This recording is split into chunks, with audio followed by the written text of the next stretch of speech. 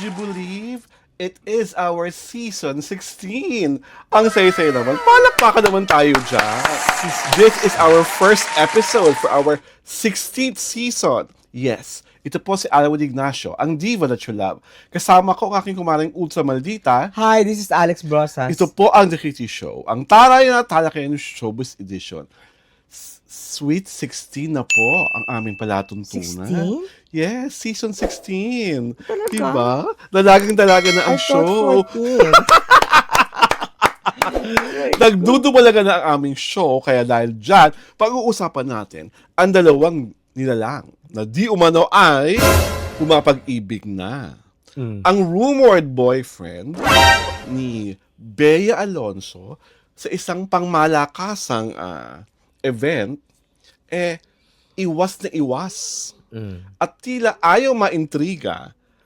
Kaya, as much as possible, ayaw niyang makitang magkatabi, magkasama, o nagtitingin na naman lang sila ni Bea Alonzo. Mare, saan mo naman nabalitaan itong drama-rama na ito? Sino ang nagkwento at sino nakasaksi? It's all over the internet. Yes. Oo, in videos, in photos. Kasi si Bea was a guest sa Sa event ng isang supermarket. Supermarket. Ngayon, tawag dito, yung may-ari ng supermarket, di ba?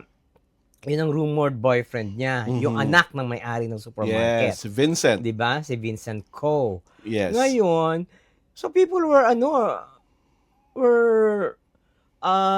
looking forward to see them together. Kasi nga naman, 'di ba, event, tapos siya yung namamahala, si Vincent, pero they were not they were dissatisfied kasi nga hindi man lang nakitang magkasama si Bea at si Vincent. Sa pagkalaki-laking venue na yon, hindi sila pinagdikit, hindi pinaglapit. Oo. Parang nung time na ni Bea, kasi maraming celebrities Yes. 'di ba? Nung time ni Bea, parang nowhere si Vincent. Nowhere inside si Vince. Oo, si Vincent. Vincent. Ganun ang drama. Pero there was this video parang before pa his performance, si Coco Martin and si Julia Montes, di ba? They were present. They were present. Kung si Julia Montes po at si Rodel Narancheno ay lovey-dovey, dumating sa venue na magka-holding hands while walking, at talagang pa-picture together with the press people. Tapos pinunasan pa si ng pawis. Si Vincent at si Bea, super scars. At all. Talagang wala at all. Wala. Hindi, they were in the venue pero hindi sila they were not together in any in any instance, 'di ba? Samantalang sa isang video nakita ko nakikipag-chikahan, banter talaga si Coco kay Vincent Ko. 'Di ba? But Bea was also never in the periphery or the area. Wala siya. Wala siya talaga. So there was never a moment that Bea and Vincent were in one frame. Siguro in public. Siguro. Pero siguro yung mga areas kung saan nag-i-stay ang mga artista, baka doon meron. Abangan na lang natin kung may mall. At saka kung may maglalabas ng mga larawan o video na makikita magkasama sila. Kasi that will be exciting. Kasi 'di ba, nakuhaan sila sa Spain. Yes. Yung picture nakuhaan doon sa Thailand airport, 'di ba? Yes. Alam mo naman paparazzi kung saan-saan, 'di ba? Yun ang Pero what's maganda, what's beautiful about the event is that the people who went there at least saw for themselves kung ano itsura ni Vincent Ko. Yes. 'Di ba? Ay, gwapo pala, matangkad pala. Ang tangkad matangkad pa kay Coco di ba? Yes. Yun. Tapos, the typical, Chinese siya na, na gwapo naman, di ba? And what I like about him being guwapo is the fact that yung look niya, very modest. Ba simple lang.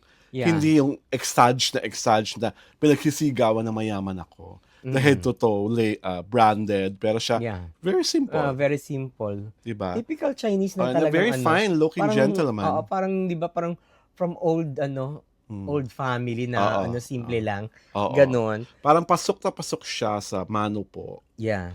Or sa The Joy Luck Club. Aray ko. Wala siya gawing bida doon. At least the event gave the public as a ringside view of how how good-looking he Vincent, is. looks like, That, diba? that he is a Parang man ganun. of power, a man of distinction, a Mm. man of authority. Tsaka ano, syempre, di ba, parang, excuse me, tawag dito, parang yun ang pinaka-much awaited events ng Mm. supermarket. Oo. Kasi only because of the presence of Bea. Oo. Kasi before naman parang wala naman si Bea sa mga event nila eh. Oo, this is the first time kasi during I think that supermarket event inilunsad din doon yung movie Yeah. ni Zaijan Heranilia with Jane And Jane Oineza, Oinesa, oo. diba? I forgot the title but they were hinard launch doon. Yeah, oo. Parang as a digital series, Mm-mm. ipapalabas sa YouTube channel na nasabing supermarket. Mm. Tapos pala yun yun. nga, Coco and Julia was there to entertain the so many people who are... Si Coco nag-perform eh. Yes, yes. Si ano naman si Bea parang speech lang siya eh. Speech Oo, lang. hindi siya nag-ano. Gano'n talaga pag future first lady ka. Gano'n. Speech lang. Gano'n? Diba? Diyos You hold ko. lang your public, diba? In awe. Ay, ang ganda. Ito Oh, pala she was radiant in red. Oo, diba? Ito pala ang future. Mrs. Vincent ko. Oo, So, gano'n diba? lang talaga ang drama pag first lady. Gano'n. Diba? Oo, parang, In training na siya. aray ko! Oh my God! Ano yung Ako beauty queen? Ako sa akin talaga, kay ginoong ko, kung kayo po talaga ay pribadong tao at ayaw niyo pong pag-usapan ang tungkol sa romansahan niyong ni Bea Alonzo, nirerespeto po namin yon. Kaya lamang po, si Bea po ay public figure Yeah. at si Bea po ay dumanas ng maraming sakit sa pakikipagrelasyon. Aray Kaya ang mga tao umaasa na kayo na po talaga ang the one ni Binibining Alonzo at umaasa ang lahat na sa pinakamalapit na hinaharap ay may pag-aming mangyayari tungkol sa inyong pagmamahalan. At saka the event was very strict. Yes. Kasi may ano eh, may ano yung nagtawag ng press con ng event na no ambush interviews, Oo. di ba? May mga ganon. Oo. No selfie with ano. Well, I think that's good PR. Mahusay yung kung sino man ang PR team nung humawak ng event. Dahil I think that goes to show na kasi nirerespeto nila yung pagiging private person ni Mr. Ko. Nagkataon lang talaga na ang kaklose niya ngayon ay celebrity. Diba?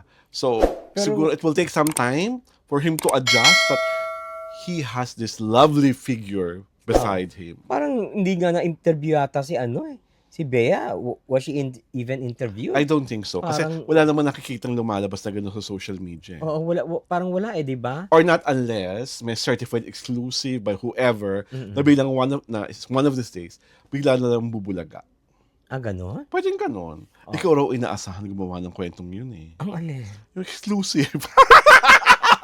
Oh my God! About people ako pa. Bea doesn't even know me, no? Hello? Diyos ko, she, the cause should know you. Alex Brosas is Alex Brosas. Oh my Ang God! cut is a cut above the rest. Aray ko. Kung pag-uusapan natin ng mga kolumnista na nagsusulat in English at that. Ay! My God! Diba? Diyos ko. Ganun ako katiwala sa kakayahan mo, Mars. Ah. Alam ko ang first and only interview ni Bea at ni Vincent sa atin na mapupunta because of you. Oh my God! I-manifest natin Diyos yan. ko! I'm not even thinking about it because frankly, I don't know Bea from Adam. Pero pinagtatanggol ko siya nung binilat-baratan siya ni yung isang matandang diba? Okay. So, sa amin po, congratulations sa organizer na nasabing event. Congratulations sa appearance ni Bea Alonzo. Doon talaga sabi nga ni Kumaring Ultramaldita, radiant in red. At congratulations po, Mr. Vincent ko, dahil pinakita mo sa lahat kung gaano ka katikas, kung gaano ka kapogi, at higit sa lahat, kung bakit ikaw talaga ang sayon na natatangi ng nangsabing supermarket. Ito po si Alwin Ignacio, the diva that you love. Kasama ko ang aking Kumaring Ultramaldita. Hi, this is Alex Brosas. Ito po ang The Kitty Show, ang tayo na talakayan showbiz edition.